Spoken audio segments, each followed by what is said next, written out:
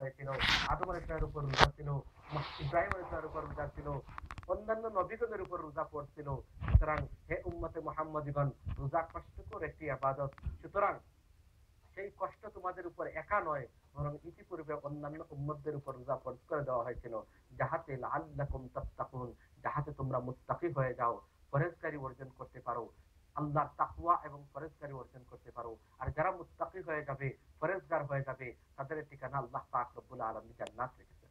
এখানে একটি কথা, কামা কুতিবা আলাল লাযিনা মিন ক্বাবলিকুম, আল্লাহ বলেছেন যেভাবে তোমাদের পূর্ববর্তী উম্মতদের উপর রোজা ফরজ করা হয়েছিল।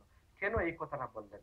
এখানে মুফাসসিরিন একরাম লিখেছেন, একটা উদাহরণ দিয়েছেন যে একটি এলাকার মধ্যে যদি সমস্ত মানুষের উপর মুসিবত আসে, তাহলে এই মুসিবতটা কষ্ট আপনার পক্ষে আমার পক্ষে কষ্ট কম হয়।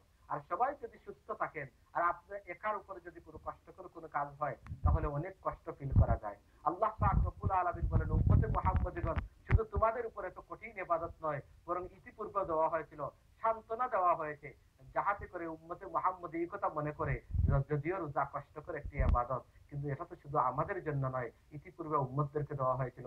সেই সান্ত্বনার জন্য আল্লাহ বলতেছেন, হে রাসূল আপনি বলে দিন, কামা কুতিবা আলাল লাযিনা মিন ক্বাবলিকুম, ইতিপূর্বেও সেই রমজানের রোজা অন্যান্য উম্মতদের উপর ফরজ করা হয়েছে। এত কঠিন ইবাদত বন্দেগীর বিনিময়ে আল্লাহ কি রেখেছেন?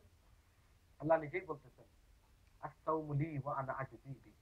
মানুষ যখন রমজানের রোজা রাখে, রমজানের রোজা রাখলো, সেহরি খাওয়ার পরে, সুবহানাল্লাহ, যখন সেহরি খায় মানুষ, ইন্নাল্লাহা ওয়া মালাইকাতাহু ইউসাল্লুনা আলাল মুতাসাহহিরিন, ইবনে